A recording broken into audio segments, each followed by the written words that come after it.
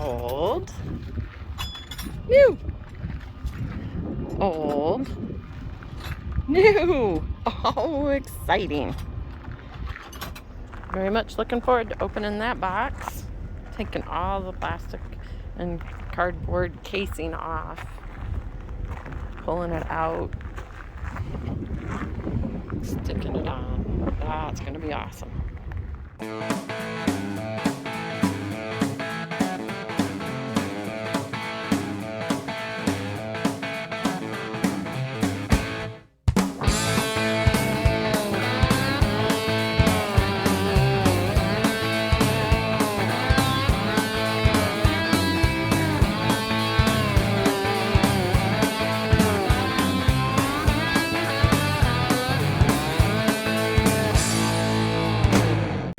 Okay, here is the framework, and if you go back and watch our other video about doing it, it was how to do a bike lift done right. Better than the 6x6s. Yeah, better than the wood. Yep. But we're gonna get y'all measurements. Right, this is by far the best one we've seen, and lots of people have asked us how it was built and what the measurements are and how exactly we have it on here. And without the lift on, it makes it a lot easier to see what we got. But I'm going to run through the measurements here. This thing is 24.5 inches wide. It is 91 inches long. The passenger side we have lower than the driver's side, so that when you go to unload the bike, the gravity just kind of helps roll it back. Otherwise you're dragging it by hand.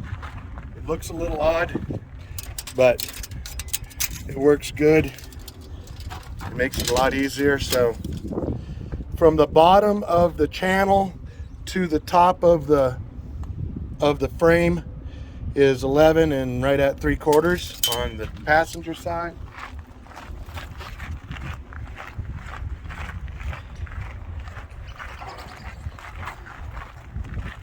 From the bottom of the channel to the top of the frame here is 14.5.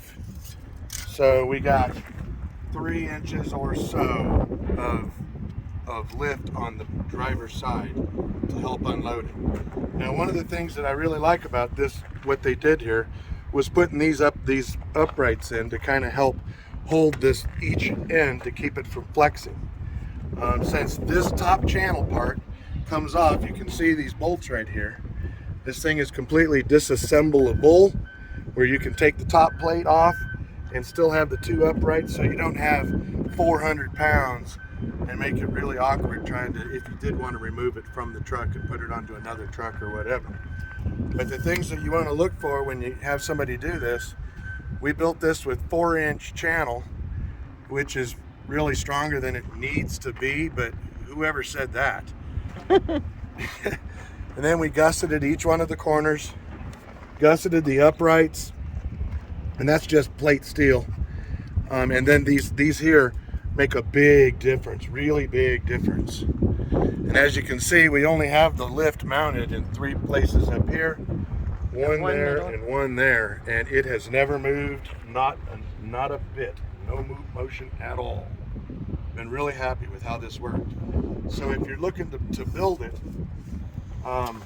if you want to do this to yours, from the back side of that channel to the end, which is basically bolted to my frame there, is 33.5, and these angles are 23.5 to the outside edge up here from the bottom. I think that pretty much covers it. It's sitting, from the back of my sleeper is 15 inches from the back of the sleeper to that, and to the other side I'm mounted. So I'm 39.5 inches wide on the frame from the back of the sleeper. Now my bike is 42 inches wide at the edges of the handlebars, and they'll literally just barely clear this piece right here when we're loading it. You can see that on our other videos when we do load it. Right, yeah, there's times where, depending on how it is, we actually measure that arm just to see just the bottom anchor points. That's 13. Okay. There, and then in the center of this, where you can see right back here, and on the other side we welded tabs across here that come down, so that's what bolts in right there, and that's a gusseted tab as well, and it's welded to this upper deck, and it just bolts on with those bolts right there. Now total bolts on the frame assembly is 2, 3, 4, 5, 6, 7, would be 14 bolts total. There's literally 3 on each side going through the frame, holding this to the frame. So we've got 6 bolts holding it to the frame of the truck. So here on the back side, get that out. Yeah, this upright here is 10.5 on this side. Yep. So this one's 10.5. The other side's 13. What about these? Same length? Oh, different. I can measure that. Yep. This one is 17 inches long, whereas the other one was 24 because it's so much lower getting down to the thing. And I misspoke. There's only 4 bolts holding this through the frame. There's 2 here and 2 on the other side, and we used existing holes that were in the frame, so we didn't have to drill any holes through the frame. So, and then as you can see, we've got mounted the cargo buckles. They're self-ratcheting. Yeah, these are wonderful, man. I mean, really wonderful. They just... So, they work wonderful. And then the other 2 that we've got is mounted to the frame of the bike lift, which we'll be swapping out. Which, fun fact, you can see how we've gusseted these in as well. That's because we tied the bike down a little too tight, I think. A couple times. And it started bending these a little bit, and it deformed this in here, and then my bike tire wouldn't fit. You can see it was touching on both sides. And that caused us to buy a brand new front tire. I had a brand new tire on it, and this cut it, and so I had to go buy a new tire. I think that was in Dallas or something. So, other than that, this thing served us really well. We love it, and we're super excited to get another Rampage lift. Here it is. We, we've made some of these videos showing this motorcycle lift, and it's really gone over well. We've had lots of questions and comments, and lots of people that really like it. And so I called Rampage because this one's starting to get a little worn out. It's been on the truck for 350,000 miles, and it was used when I bought it. And I called Rampage up, and they immediately knew who we were because our videos are attached to their... So that was pretty exciting for us. Yeah, they immediately knew who we were. And we're not sponsored by them, but thank you, because they did give us a good discount for all the video and work we've done. And you guys stop and talk to us almost every day. Somebody's asking us about the motorcycle lift. So here's what it looks like when you get a brand new one. This came in from Rampage. They use metal bands.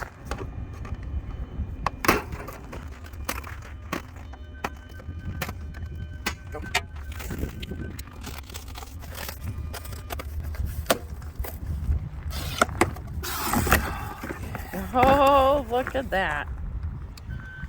Now these are designed for pickup trucks primarily. We're the ones, there's a few of us out here that have put these onto semis, which is not what they're designed to be.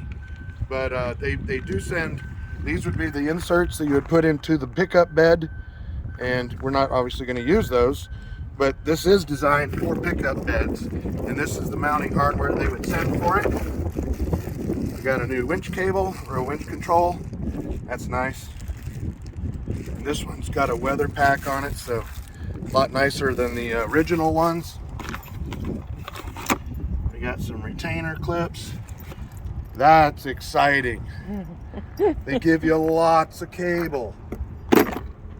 Now with mine, we've been running it on a standalone battery on the back of the truck, which you can see sometimes when I'm loading it, I have to have a charger on that battery because this one is a little underpowered for as heavy a bike I have with that winch. And I did that primarily because we put this together in a dirt parking lot.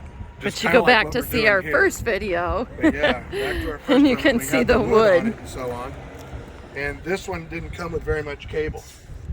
I have enough cable now. I will tie this to the coach batteries, the house batteries on the truck, and that will give us a lot better results trying to pull it up. Let's see, you can see it's designed for pickup trucks, and you can use snowmobiles or however, whatever you want to use, but this comes with all the directions. Whatever with that. Hey, that's the coolest part. I'm super excited to see that. It's beautifully put together. It is nice. So we'll flip through that when he turns his back. All right.